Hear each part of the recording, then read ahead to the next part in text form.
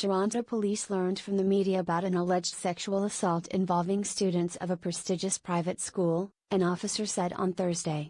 Constable Carolin de Kloet, a spokesperson for the force, told the Globe and Mail that St. Michael's College School contacted police on Monday about one incident. Two police sources told the Canadian press that incident involved members of the basketball team bullying a student and soaking him with water. Advice was provided to the school, and no further action was taken or received, Constable de Kloet said. On Wednesday morning, we learned of a different incident after receiving information from the media. That's the incident that's under investigation. The police sources described the incident under investigation to the Canadian press as involving a St. Michael's football team, in which a group of boys held down another student and allegedly sexually assaulted him with an object. The incident was captured on video that was circulated among St. Michael's students.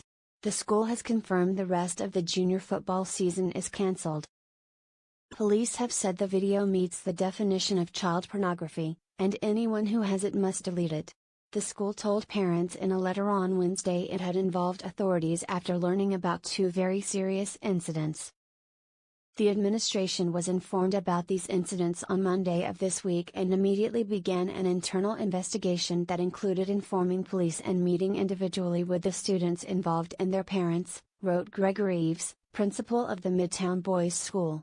Constable de Kloet said on Thursday that the school never told the force about the incident its officers are investigating. Reverend Thomas Rosica, a spokesman for the Catholic Basilian Fathers congregation that directs St. Michael's, said he learned about the alleged assault on Wednesday through media reports. We are working closely with the school officials and authorities to establish a timeline of the events of this very sad situation, he wrote in an email on Thursday evening. The school will issue statements when all information has been gathered. We are deeply saddened by the events that have come to light over the past days. Our primary concern in all of this situation is the protection of students, young people and vulnerable persons. The school did not respond to repeated inquiries about its communication with police and other child welfare agencies. The child protection policy at St. Michael's, which teaches grades 7 through 12, stresses that reporting suspicions that a child has been abused to Children's Aid is not only a legal obligation under the Child and Family Services Act, but a moral one in keeping with Christian values. A new version of the law, the Child, Youth and Family Services Act, was introduced in 2017. The school reserves the right to take all steps deemed necessary to ensure student well-being, the policy says, which steps may include contacting the appropriate authorities, which may include the police. The policy also encourages immediate contact with local police in emergencies, listing the phone number for 13 Division. The 2017 Act does not specifically include a duty to report if a child is the suspected perpetrator of sexual abuse against another child.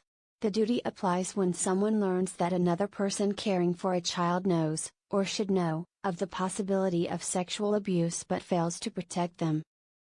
The Ontario College of Teachers requires its members to report sexual abuse or neglect of a student when they become aware of it, regardless of who is alleged to be the perpetrator. But if a private school teacher or administrator in Ontario fails to report suspicions of sexual abuse, they may not face the same professional repercussions as colleagues who work for the public school boards. Private school employees can choose whether to join the provincial college, which can investigate, hold hearings and publicly discipline its members for misconduct. Brian Jamieson, a spokesperson for the college, told the Globe on Thursday that failure to report the suspected abuse or neglect of a child could be considered professional misconduct. But if a private school teacher or administrator is not a college member, the organization's hands are tied. There's nothing that the college can do, Mr. Jamieson said.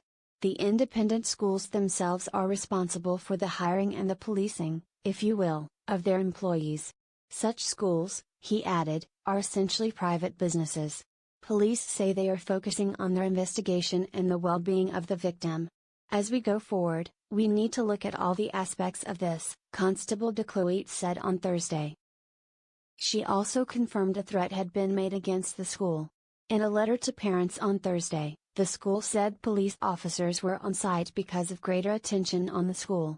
Questions about why the threat was not specifically mentioned also went unanswered on Thursday. The letter said the school had added a security presence for the foreseeable future. Meetings for parents and guardians have been scheduled for Friday at 2 p.m. and 6 p.m.